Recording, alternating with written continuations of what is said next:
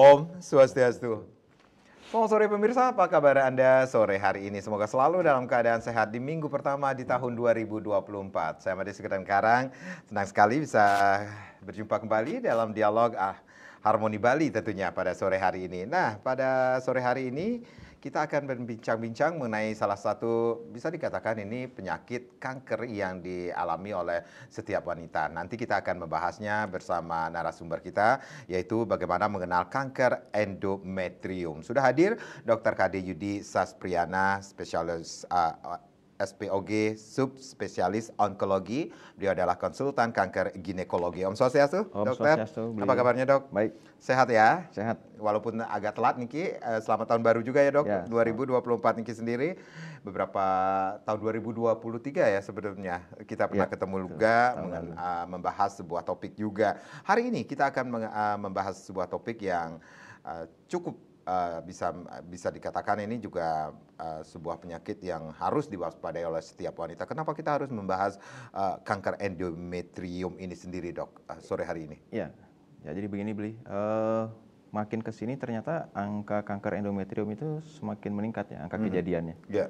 Ini berkaitan dengan pola hidup, gaya hidup wanita, banyak wanita, obes itu ya, gemuk, berat badan berlebih, kemudian menunda pernikahannya, kalaupun menikah sulit hamil, kemudian itu berlangsung lama, kemudian gangguan menstruasi juga, ya itu jadi makin kesini makin meningkat kejadiannya. Jadi kita harus istilahnya waspada, karena sampai saat ini untuk deteksi dininya sendiri, kalau kita bandingkan seperti kanker leher rahim atau kanker serviks kan jelas itu, macam-macam untuk deteksi dininya, dari pap smear, misalnya dengan asam asetat.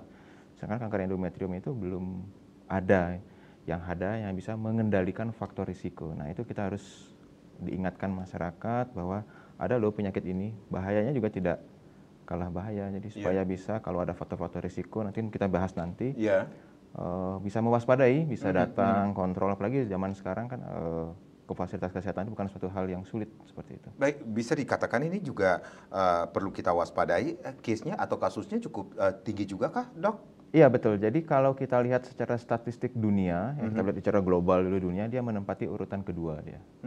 Terutama di negara-negara Eropa maju kan di sana banyak wanita yang memilih tidak menikah, tidak hamil, kemudian dengan era digital mungkin lebih banyak duduk, mager istilahnya, tidak bergerak gitu ya. Asupan kalori tinggi, jadi berat badan berlebih. Nah itu meningkatkan faktor risiko. Nah kalau kita lihat di Indonesia sendiri dan Bali khususnya, dia menempati urutan ketiga setelah serviks, setelah leher rahim, indung telur, dan baru kanker endometrium. Mungkin tidak tertutup kemungkinan 5 atau 10 tahun lagi dengan perubahan pola hidup di masyarakat itu dia akan bisa merangkak naik. Nah itu kita harus tanamkan kewaspadaan dari mulai seperti topik-topik seperti ini kita bahas lebih awal. Oke, ini cukup mengkhawatirkan juga ya, angka kasusnya yang ada di Bali nomor 3, bisa dikatakan demikian. Secara nasional ya, dok? Kalau secara nasional juga sama, secara nomor 3 dia, setelah leher rahim, indung telur, dan baru endometrium ini. Ini bahayanya juga sama dengan penyakit kanker yang lainnya kan? Bahayanya sama, namun kalau kita dapat menjumpai dia di stadium awal atau mungkin tahapan prakanker, hasilnya akan jauh lebih baik.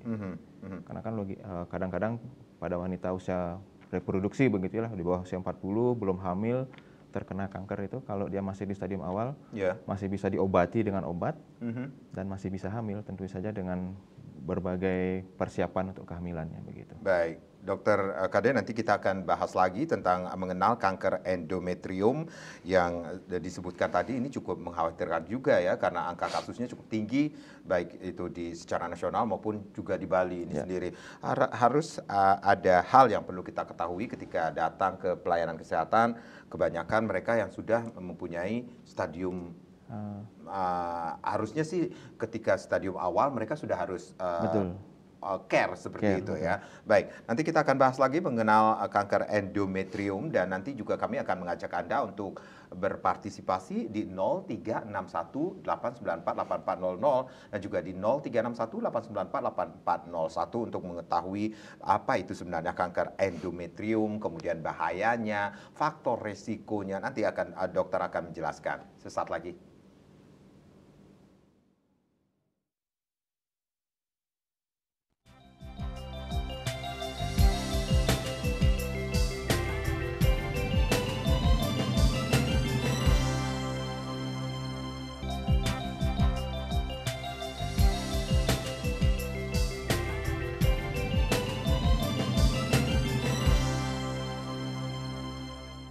Terima kasih Anda yang baru saja bergabung bersama kami di Harmoni Bali. Bagaimana kita harus mengenal kanker endometrium bersama Dr. Kade Yudi Saspriana. Beliau adalah konsultan kanker ginekologi.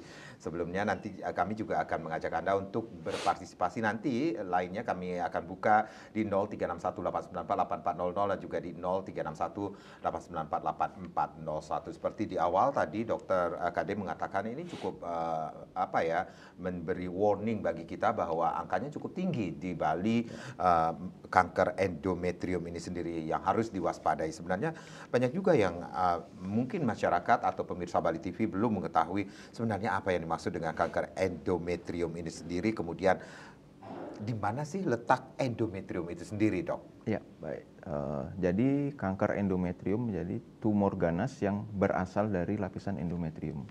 Jadi di sana terjadi perubahan kelenjar namanya di struktur endometrium yang bisa menembus ke otot rahim atau sampai juga menyebar keluar, ya bisa ke indung telur menyebarnya atau bisa menyebar jauh. Nah, pertanyaannya sekarang di mana lokasi dari endometrium? Ya. Jadi endometrium itu lapisan terdalam dari rahim. Jadi dia itu lapisan fungsional yang berkaitan dengan siklus haid seorang wanita. Baik. Jadi ketika di awal siklus, dia endometrium itu akan mulai tumbuh. Nah, di pertengahan siklus dia akan menebal, jaga-jaga ada pembuahan.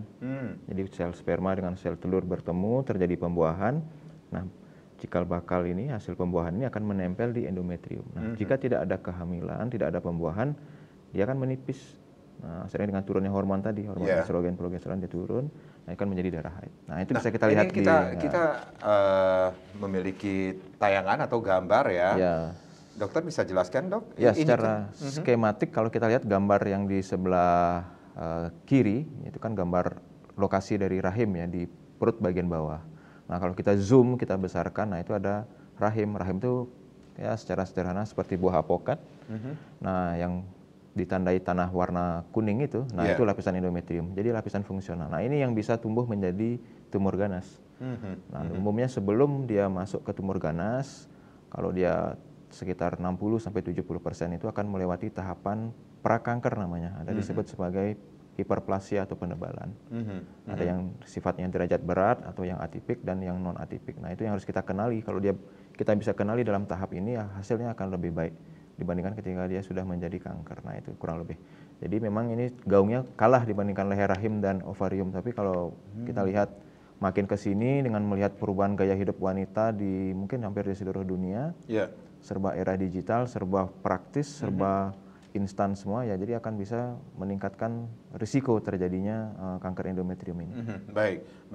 Nah, itu tadi kita sudah menayangkan gambar, bukan bermaksud untuk bisa dikatakan menakut-nakuti, tetapi ini memberikan edukasi kepada pemirsa bahwa ini loh yang harusnya diwaspadai oleh setiap pemirsa atau setiap wanita, bahwa setiap orang bisa saja terkena kanker ganas endometrium. Nah, ini Dokter, tadi saya cukup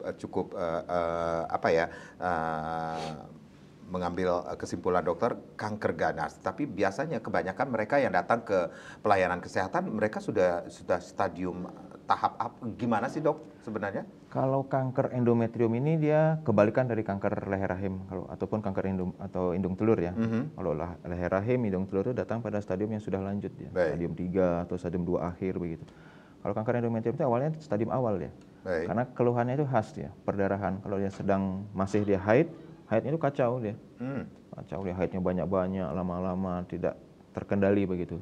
Ataupun kalau dia sudah berhenti haid, tiba-tiba haid lagi, sudah berhenti 5 tahun, 6 tahun, tiba-tiba haid lagi. Nah, ini jelas ya, biasanya datang pada stadium 1 atau stadium 2 awal biasanya. Dan hasilnya juga dominan baik dia, artinya harapan hidupnya, kekambuhannya juga lebih lama dia. Jadi bisa dikatakan ini gejala yang dirasakan oleh seorang wanita yang bisa saja terserang kanker endometrium ini sendiri, bisa dirasakan bisa dari awal, seperti itu kah, Dok? Ya, jadi dia linear, begitu muncul gejala biasanya ada sesuatu, dan itu biasanya masih pada tahap awal. Nah, kecuali yang mungkin diabaikan, dianggap biasa, atau mungkin penanganan yang belum adekuat begitu, yang belum tepat begitu, ya dia akan berlarut-larut, baru mungkin bisa terjadi penyebaran yang lebih lanjut. Nah, itu yang agak susahnya di sana. Karena kan kalau kita bicara kanker, apapun jenis kankernya kan berkorelasi dengan stadium. Makin tinggi stadiumnya pasti akan lebih sulit, lebih harapannya juga lebih kecil dan seperti itu. Apa yang dirasakan oleh seorang wanita dikatakan akan mengarah ke kanker endometrium ini sendiri, Dok? Gejala-gejala yang dirasakan seperti Ya, itu? 70 hingga 80% keluhan adalah perdarahan. Perdarahan dari vagina ya. Ya. Jadi kalau dia di bawah, kalau dia masih dalam usia reproduksi, haidnya kacau. Banyak-banyak, lama-lama, tidak teratur, baru 2 minggu selesai berdarah lagi. Atau misalkan terus berlanjut, tidak pernah ada periode berhenti. Ganti pembalutnya juga banyak-banyak. Nah, itu kalau dia sudah masa menopause, sudah berhenti haid 10 tahun, 8 tahun, 5 tahun, tiba-tiba berdarah lagi. Nah, itu harus kita gali lagi, kita explore lagi sebenarnya. Nah, selain di leher rahim yang perlu kita pikirkan ya ini, endometrium ini dia bermasalah. Nah, gejala yang lainnya itu yang berkaitan dengan kalau sudah ada penyebaran biasanya. Gangguan kencing, gangguan buang air besar, ataupun penyebaran di organ lain. Tapi umumnya gejala awalnya adalah perdarahan dari vagina. Baik. Nah, kalau berbicara tentang gejala yang dirasakan oleh seorang wanita ketika mengalami hal-hal yang seperti yang dokter sampaikan, kemudian mengabaikan, kemudian sebenarnya ini ada faktor risiko sehingga bisa saja kanker endometrium itu sendiri menimpa seseorang atau seorang wanita ini sendiri, Dok. Iya, betul. Jadi ini kaitannya dengan berat badan berlebih, kegemukan, obesitas, misalnya BMI di atas 25 atau overweight, ataupun sudah obes di atas 30 begitu ya, body mass index-nya. Kemudian nulipara itu artinya belum pernah melahirkan begitu ya. Karena dia kan tidak mendapat paparan dari progesteron namanya. Kemudian ada genetik berkaitan dengan sindrom Lynch namanya. Kemudian faktor risiko yang lain ya misalkan contohnya pada wanita yang paparan estrogen yang berlebihan pada kondisi indung telur yang polikistik atau polikistik ovarium, PCO istilahnya kalau kita mungkin sering mendengar. Nah, itu salah beberapa faktor risiko yang bisa meningkatkan peluang menjadi kanker endometrium di kemudian hari secara jangka panjang. Dok, ini usia juga mempengaruhi kah faktor risiko dari seseorang yang bisa saja terkena kanker endometrium ini sendiri, Dok? Usia ini mungkin berkaitan dengan makin ke sini ternyata banyak wanita usia produksi yang mengalami kanker endometrium. Mungkin kalau 10-20 tahun yang lalu pada usia pasca menopause, setelah menopause ya. Sekarang ini lebih awal. Jadi ditengarai masalah itu ada pada genetik, ada perubahan gen yang mengatur perkembangan sel itu mengalami gangguan, ditambah lagi dipicu lagi dengan lingkungan, dengan itulah obesitas, kemudian makanan yang banyak tinggi kalori ya, gaya hidup betul ya. Jadi itu semakin mempermudah untuk bisa bertransformasi sel yang tadinya enggan untuk jadi ganas tiba-tiba karena ada dipermudah, dipercantik dengan lingkungan yang tadi ya bisa menjadi ganas. Bisa dikatakan ini sendiri ketika seorang wanita belum melakukan pernikahan pun bisa saja berisiko terkena kanker endometrium ini sendiri, Dok? Ya itu, jadi ini berkebalikan dengan leher rahim ya. Jadi justru secara statistik, secara epidemiologi, kanker endometrium ini banyak dialami pada wanita yang belum menikah atau menunda menikah.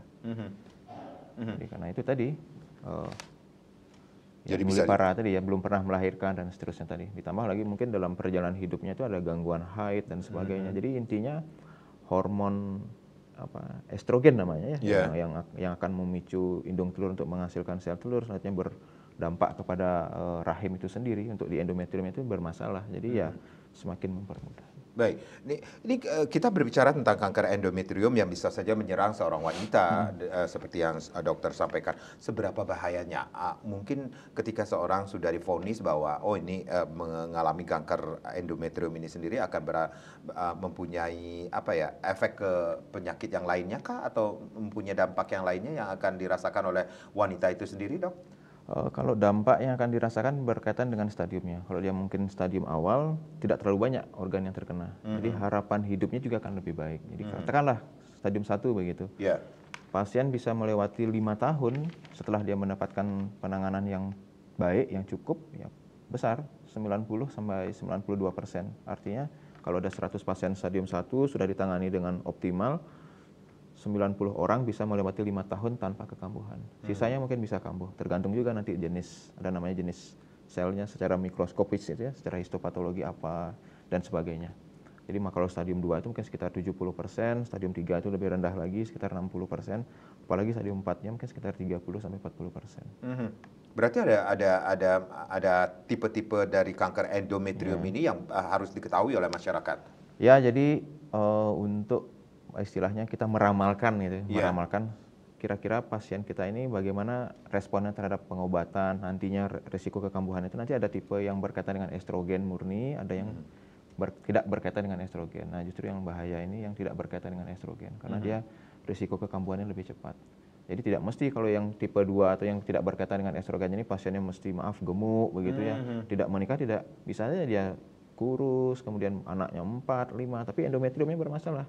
Umumnya karena gangguan genetik dari sananya, dari memang sudah terprogram di selnya itu yang mengalami gangguan dan baru bermanifestasi, baru muncul saat usia yang misalnya 50 tahun, 60 tahun begitu. Baik, dan bagaimana seorang wanita ya dikatakan ketika sudah mengalami gejala-gejala tersebut, kemudian melakukan pemeriksaan ke pelayanan kesehatan atau ke dokter ini sendiri, dan akhirnya dokter memvonis bahwa ini terkena kanker endometrium ini sendiri, Dok. Jadi nanti biasanya setelah kita lakukan wawancara medis, pemeriksaan fisik ya, kita lihat bagaimana kondisi dari rahimnya, endometriumnya dengan imaging, biasanya kita lakukan biopsi.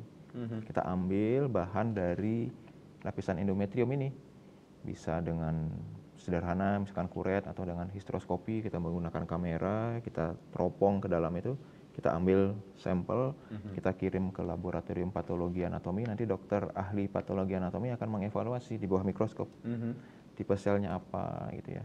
Apakah betul dia mengandung sel ganas, perubahan, nanti banyak indikator yang digunakan. Oh, ini sel ganas, nanti jenisnya apa, kemudian derajat perubahan selnya itu bagaimana, nanti beliau akan memberikan informasi. Nah, dari sana baru kita bisa, oh ini kanker endometrium, kita tegakkan stadium berapa secara awal, baru nanti kita jelaskan apa manajemennya seperti itu.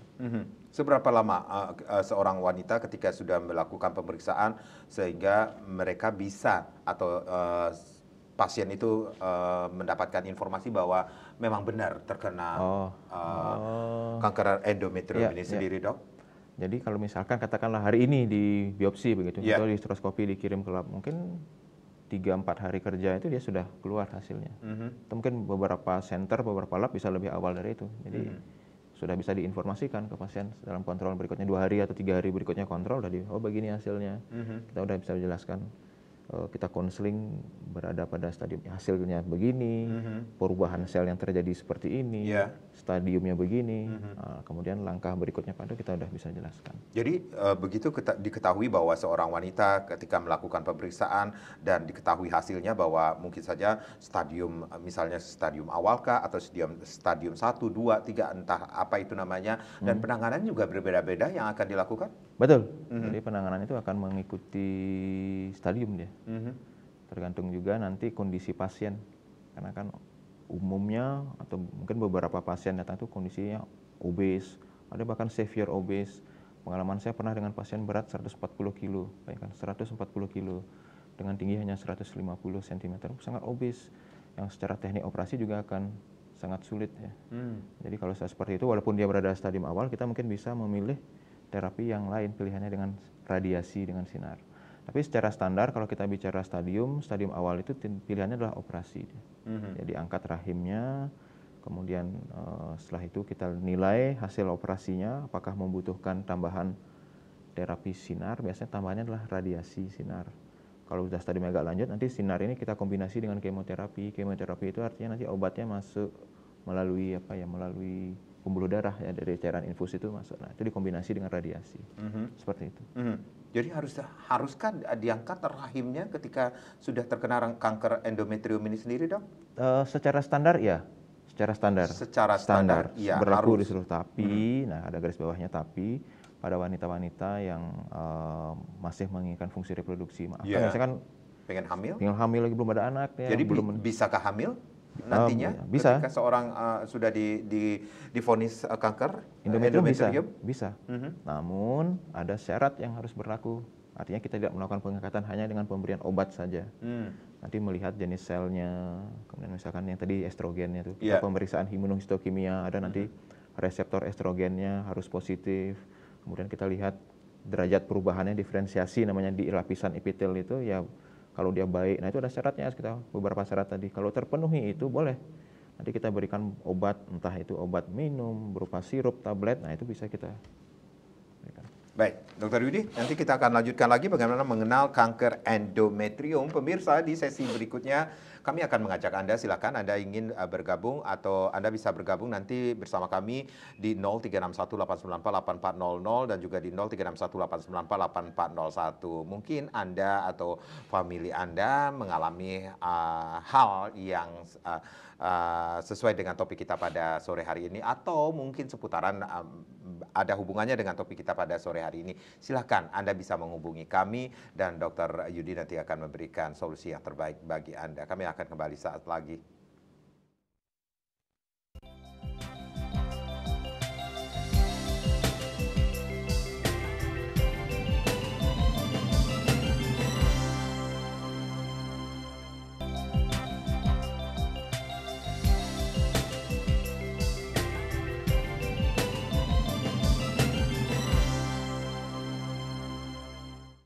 Baik, terima kasih Anda yang baru saja bergabung bersama kami di Harmoni Bali. Mengenal kanker endometrium masih kita bahas di sore hari ini.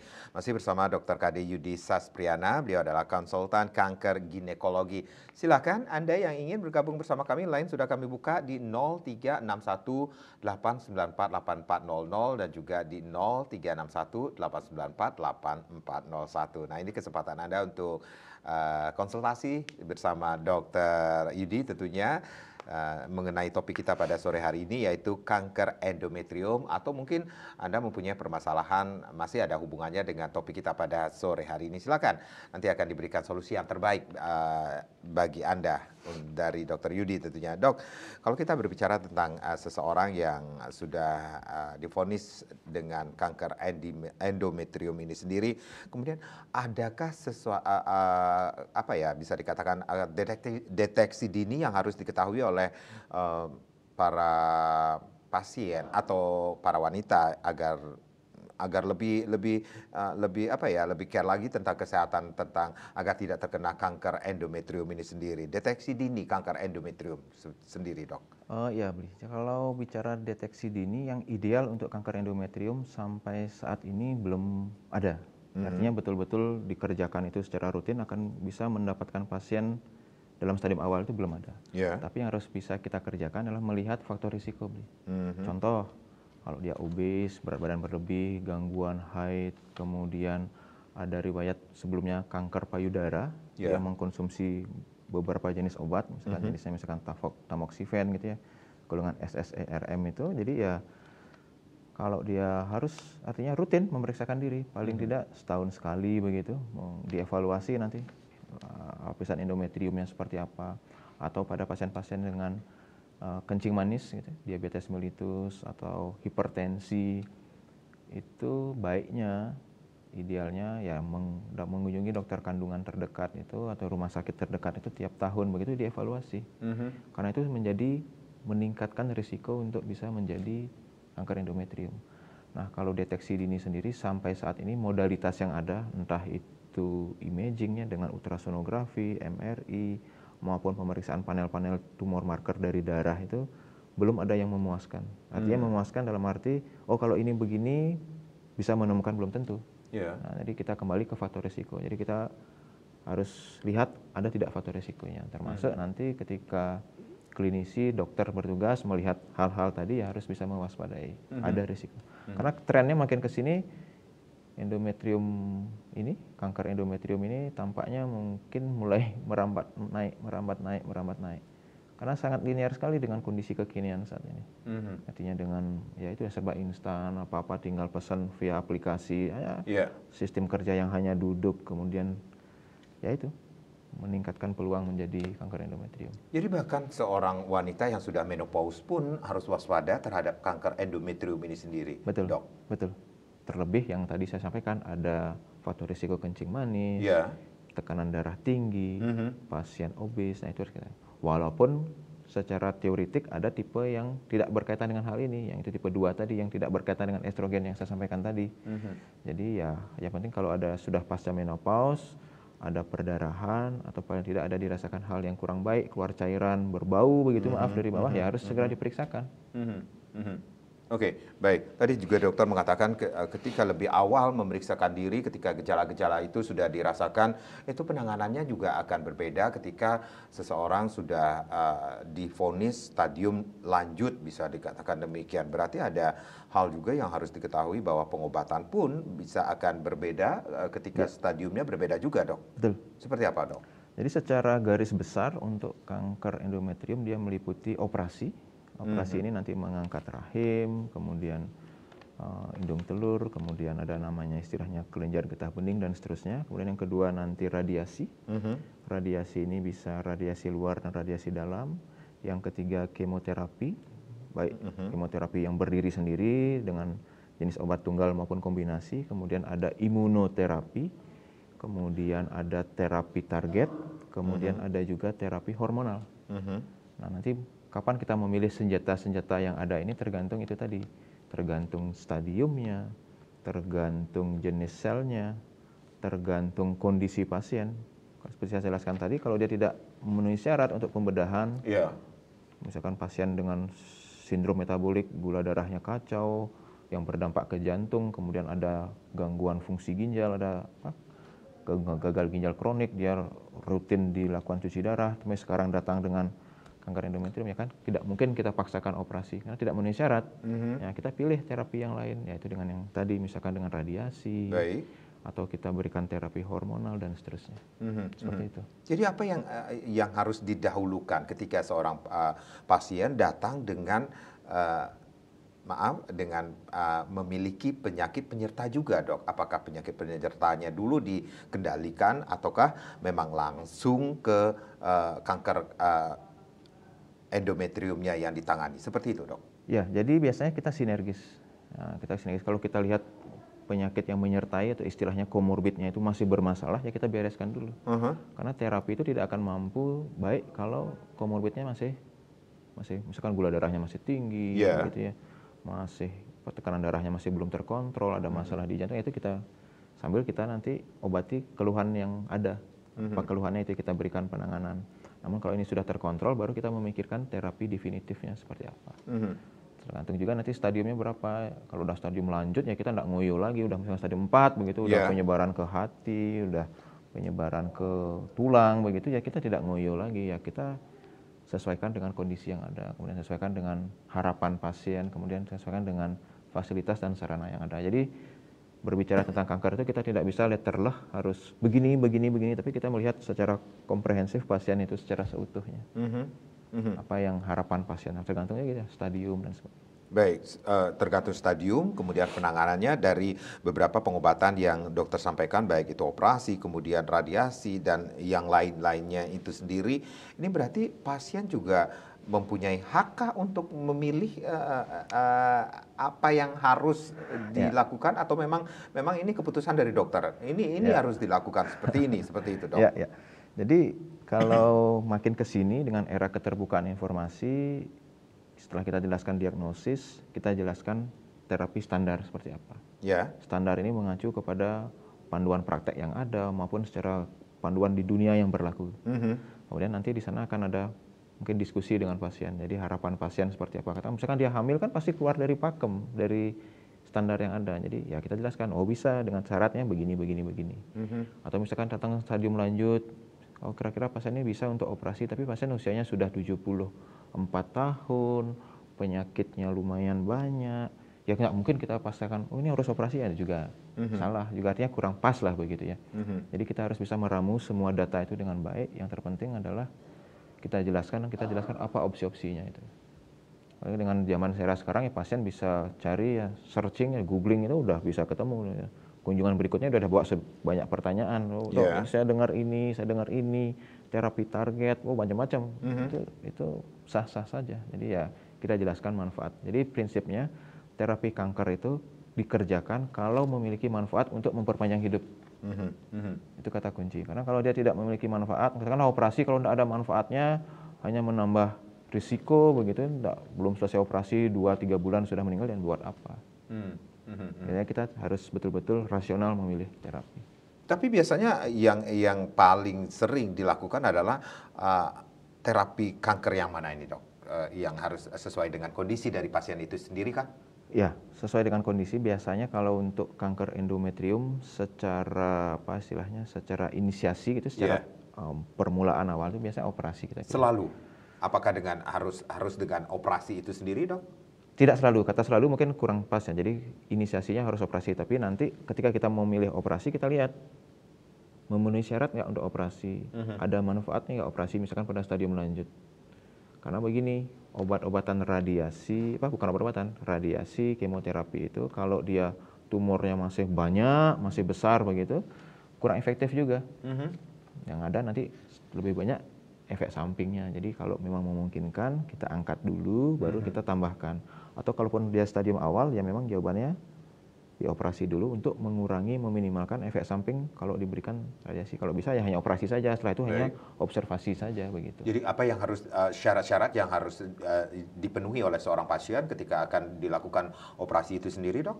Ya, jadi kan kalau operasi kita harus melewati atau didahului oleh pembiusan ya. Harus dibius ya, tentu memenuhi syarat untuk pembiusannya, fungsi jantung, fungsi pernafasan, itu mungkin harus optimal ya.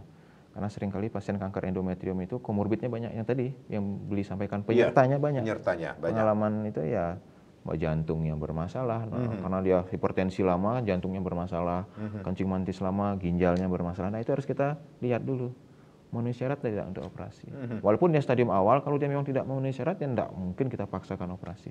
Tidak rasional ya, kita pilih alternatif yang lain, opsi yang lain. Baik, berarti ada hal juga yang harus diketahui oleh para pasien itu sendiri, efek samping dari terapi yang lainnya, katakanlah seperti radiasi, kemoterapi, seperti itu, Dok? Ya, jadi ketika kita menjelaskan opsi-opsi tadi, pasti kita ikutannya, paketnya adalah efek samping. Operasi pasti ada dampaknya. Radiasi kita jelaskan efek jangka pendek, efek jangka panjang. Misalnya efek jangka pendeknya mungkin akan sering kencing gitu ya, buang air besarnya lebih sering, frekuensinya. Efek jangka panjangnya apa misalkan begitu ya. Termasuk kemoterapi juga kita kan efek samping jangka pendeknya seperti apa. Misalkan mual muntah, kerontokan rambut dan seterusnya, efek samping jangka panjangnya apa itu. Itu kita jelaskan secara detail ke pasien. Jadi pasien memahami betul apa yang akan dia hadapi. Karena makin kesini pasien bukan lagi dia nerimo aja, jadi kita bilang begini ya jalan enggak, mereka kritis. Apalagi dengan adanya sekarang WA begitu ya, dengan kanal-kanal komunikasi lainnya itu, mereka sangat kritis. Saya baca, saya dengar dan sebagainya, itu tidak bisa kita elakkan di zaman sekarang ini. Jadi memang betul-betul harus kita jelaskan dengan baik ke pasien. Karena seringkali informasi yang beredar itu yang mereka mendapatkannya dengan ini yang kurang baik. Jadi itu dicampur adukkan, jadi sulit kita memilah-milih jadinya.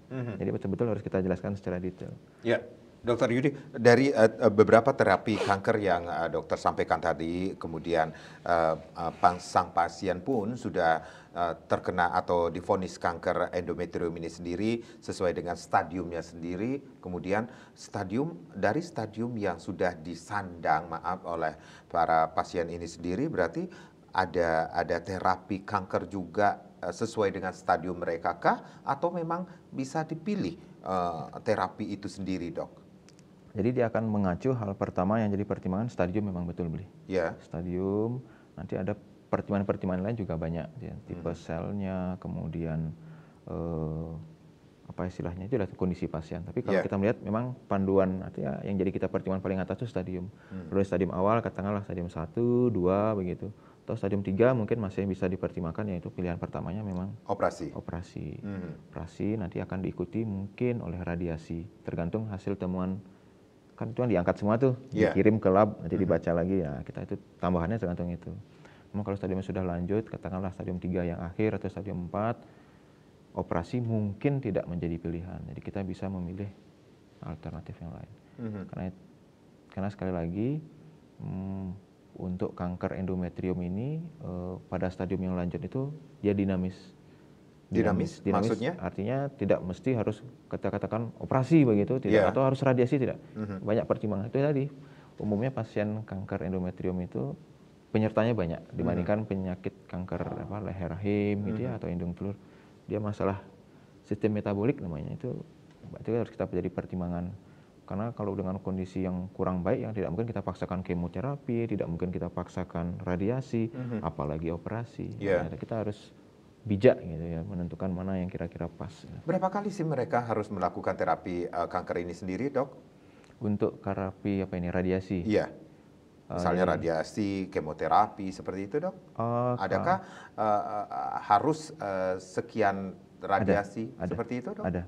Jadi secara standar ya, kembali lagi secara standar, itu kalau untuk terapi radiasi dia dikerjakan 25 kali terapi radiasi luar namanya, eksternal radiasi, 25 fraksinya. Nanti di 2 minggu pertama itu diberikan kemoterapi mingguan, itu secara standar. Baik. Kita istilahnya weekly kemo mingguan. Kemudian nanti setelah selesai seluruh rangkaian radiasi luar ini akan dilanjutkan dengan kemoterapi. Kemoterapi sebanyak 4 kali dengan jarak 3 minggu biasanya. Kecuali pada yang mungkin stadium 2 begitu, mungkin kemoterapi ini, radiasi ini akan disambung dengan radiasi luar ini disambung dengan radiasi dalam dia, tanpa kemoterapi. Jadi kalau udah stadiumnya lanjut, biasanya hanya sinar luar saja, radiasi luar disambung dengan kemoterapi. Tapi sekali lagi itu kembali ke ketersediaan fasilitas. Jadi kan di negara kita, di Indonesia, tidak semua center, pusat pelayanan itu ada radiasi. Fasilitasnya seperti itu. Kalaupun ada kan pasien ada istilahnya mengantri. Nah itu kita modifikasi keluar dari pakem, yaitu mungkin kita bisa dahulukan kemoterapinya dulu baru sambung dengan radiasi. Baik. Dr. Yudi, kita rehat sejenak, nanti kita akan lanjutkan lagi mengenal kanker endometrium sesaat lagi.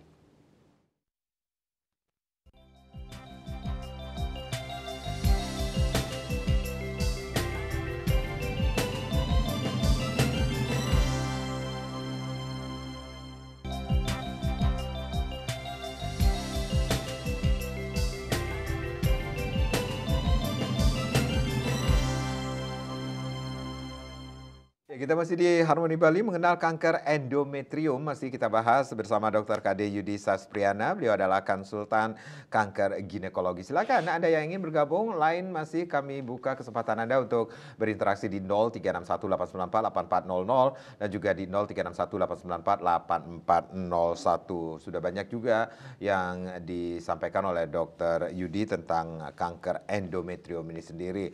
Ini kalau kita berbicara tentang faktor risiko, obesitas, kemudian genetik, kemudian juga usia juga mempengaruhi, dan gaya hidup itu yang bisa dikatakan menimbulkan faktor risiko kanker endometrium ini sendiri. Dok, kalau seseorang yang sudah melakukan, yang sudah divonis kanker endometrium, kemudian sudah melakukan pengobatan ini, kita berbicara bisakah sembuh, Dok? Ya. Ya, pertanyaan yang sulit ya kalau udah pasien kanker nanya, "Dok, saya bisa sembuh ya?" Iya. Jadi kita melihat banyak hal yang kita kalau sebelum menjelaskan sembuh atau tidak itu ya. Jadi kita lihat stadium ya. Makin awal stadiumnya, makin dini stadiumnya, atau tipe selnya, mungkin tipe sel yang berkaitan dengan estrogen, hasilnya akan lebih baik. Ya, kalau kita sebut tanda kutip padanan sembuh, bisa baik. Ya mendekati 100%, tapi ada tetap peluang untuk kambuh. Itu kita tanamkan ke pasien. Begitu stadiumnya naik, stadium 2, 3, risiko untuk dia kambuh setelah mendapatkan terapi yang cukup itu juga lebih besar peluangnya. Entah itu kambuhnya di tempat operasinya yang dulu atau kambuh di tempat yang jauh, misalkan di hati, di tulang gitu ya, di limpa, itu bisa. Nanti kita jelaskan. Jadi poinnya adalah ketika sudah dinyatakan bebas dari sel kanker, sudah terapinya lengkap, dinyatakan komplit terapinya, penanganannya, kita berikan waktu atau periode untuk dia kontrol. Nah, jadi jangan lalai. Jadi itu yang harus kita tanamkan. Jadi kalau istilahnya kita menyebutkan sembuh atau tidak ya agak berat ya, mungkin artinya berat, seolah-olah kita memberikan harapan palsu, oh sembuh ini. Nanti kambuh ya susah juga kita bicaranya. Jadi tetap kita tanamkan ke pasien harus rajin kontrol, rajin memeriksakan diri, dan kalau ada masalah atau gejala apapun segera memeriksakan diri. Jadi bisa dikatakan ini berbicara tentang perkiraan hidup seorang pasien dengan menyandang kanker Betul. endometrium, mungkin di lain selain kanker endometrium dengan sebutan kanker ini sendiri, kita berbicara tentang bertahan hidup seperti itu, Dok. Jadi harapan hidup jadinya. Harapan hidup. Kesintasan kalau kita meminjam istilah penelitian itu, berapa lama dia bisa bertahan. Jadi bisa bebas dari penyakitnya, atau berapa lama dia bisa melewati tanpa kekambuhan, itu harus kita jelaskan ke pasien. Jadi bisa saja kekambuhan itu muncul, Dok? Jadi bisa. Kapan kekambuhan itu bisa saja muncul, Dok? Mengenai, Apakah karena memang seperti dokter sampaikan tadi, seseorang yang sudah melakukan terapi kanker, kemudian pengobatan, jangan lalai, jangan bengkung, ibaratnya seperti itu, Dok? Ya, mengenai waktu kapan tidak ada yang bisa memprediksi. Ya. Tapi itu sekali lagi berkaitan dengan stadium. Makin tinggi stadiumnya, periode dia untuk muncul itu bisa lebih rapat. Mungkin bisa 8 bulan, 12 bulan, 20 bulan. Tapi begitu dia stadium awal 1A begitu katakanlah istilahnya, mungkin 5 tahun atau 60 bulan dia belum tentu muncul, aman-aman aja. Pengalaman saya, pasien 1A sudah dioperasi lengkap, operasi saja, saat ini sudah memasuki tahun keempat dia. Jadi sudah 48 bulan lebih. Aman, baik. Dia memang disiplin untuk kontrol. Nah, itu yang kita nyatakan sembuh. Sembuh artinya tanda kutip ya. Tetap kita warning, kadang-kadang kan maaf, pasien itu lelah dia, capek, harus datang kontrol, berobat, mendengarkan vonis-vonis yang mungkin berita yang tidak baik itu kadang-kadang sudah merasa baik, enggan dia datang. Nah, sekalinya datang itu udah muncul masalah, nah itu yang tidak kita harapkan. Jadi itu membutuhkan waktu lebih ya, waktu yang ekstra untuk mengedukasi pasien dengan keluarganya, entah itu suaminya, anaknya, itu bahwa keteraturan untuk kontrol itu sangat penting. Baik, bisa dikatakan ini peran keluarga juga sangat mendukung. Sangat mendukung. Karena sekali lagi pasien kanker endometrium itu kadang-kadang kan masih nona ya. Nona walaupun usia udah lebih lanjut gitu ya. Jadi ya peran dari keluarganya, entah dia kakaknya, adiknya, ataupun kalau dia masih punya orang tua, itu sangat penting untuk mensupportnya. Jadi lingkungan keluarga, kemudian peran keluarga sangat mendukung sekali untuk bisa dikatakan kesembuhan dalam artian seperti dokter sampaikan tadi ya. Berarti dok, ini ketika kekambuhan itu muncul, ini apakah akan berdampak juga dengan stadium yang lebih mengkhawatirkan kepada pasien, dok? Ya, jadi nanti kekambuhan itu kita lihat kalau dia secara stadium meningkat gitu ya tidak juga. Misalkan tadinya stadium 2 begitu, muncul lagi jadi stadium 3, enggak juga. Jadi kita menyebutkan dengan terminologi stadium 2 yang mengalami kekambuhan begitu ya. Nanti dampaknya itu tergantung lokasi kambuhnya, Bli. Karena kan lokasinya itu di mana-mana aja bisa. Di lokasi bekas kita operasi dulu juga bisa, di tulang juga bisa, di hati bisa, di ke otak juga bisa, di mana-mana saja bisa. Jadi kalau dia tempatnya makin terlokalisir, dekat gitu, bisa kita angkat ya kita angkat, kita operasi. Hasilnya lebih bagus. Tapi kalau udah menyebar kemana-mana jauh ya, itu yang agak tanda kutip agak banyak, butuh usaha yang lebih. Jadi lebih banyak biaya yang keluar, butuh istilahnya dari pasien yang juga lebih ini. Tapi ya, apapun itu yang pasti kita upayakan yang paling maksimal ya untuk pasien sesuai dengan fasilitas yang ada, pembiayaan yang ada, seperti itu. Ya, dari terapi kanker yang dokter sampaikan tadi sendiri, ini sudah bisa dilakukan juga di pusat pelayanan di Bali ini sendiri, dok? Kalau di Bali ya? Sudah ada semuanya? Semua sudah ada, hanya beberapa ada yang mungkin belum tercover oleh sistem asuransi pemerintah kita ya, jaminan kesehatan nasional kita. Itu membutuhkan biaya yang tidak kecil, yang mungkin sekali siklus, katakanlah imunoterapi begitu, sekali siklus, sekali dia terapi mungkin habis 80 juta. Dan itu ditanya berapa kali seumur hidup atau sampai muncul efek samping. Nah itu yang berat itu ya. Biayanya udah, effortnya udah besar, hasilnya tidak sesuai. Tapi kalau untuk misalkan katakanlah operasi, radiasi, kemoterapi, terapi hormonal itu sudah masuk coverage dari JKN-nya, Sistem Jaminan Kesehatan Nasional. Tapi kalau untuk imunoterapi, terapi target itu belum, tapi sedang diupayakan menuju ke sana. Tapi mungkin ya waktunya belum keputusan ketok palunya belum muncul. Jadi apa yang harus dilakukan ketika seorang penderita kanker endometrium ini sendiri masih dalam masa pengobatan seperti itu, Dok? Kalau masih dalam masa pengobatan, katakanlah dia sedang menjalani radiasi, kemoterapi itu, ya tentunya kalau dia ada penyakit yang tadi, komorbid itu harus terkendali, harus dia tidak boleh lupa dengan itu. Kemudian yang kedua, ya rajin memeriksakan kontrol sesuai jadwal sebelum terapi-terapi tadi. Dan yang ketiga yang paling penting yaitu asupan nutrisi harus diperhatikan. Kemudian keseimbangan gizinya itu sangat penting untuk pulihnya sel. Katakanlah setelah selesai menjalani kemoterapi itu kan istilahnya dihantam semua kan oleh obat kemo. Tidak hanya sel yang sakit, yang sehat juga. Nah untuk proses pemulihan ini perlu dibantu oleh asupan. Itu perlu kita jelaskan secara holistik menyeluruh. Jadi apa yang boleh dimakan, komposisinya apa itu kita perhatikan. Iya. Bisa nggak sih, Dok, faktor risiko dari kanker endometrium ini sendiri kita cegah, Dok? Bisa. Dengan jalan? Sangat bisa. Faktor risikonya tadi yaitu jangan gemuk, rajin beraktivitas, kemudian berarti harus menghindari pemicunya. Pemicunya betul. Kemudian kalau misalkan ada kencing manis, hipertensi ya harus terkendali dia.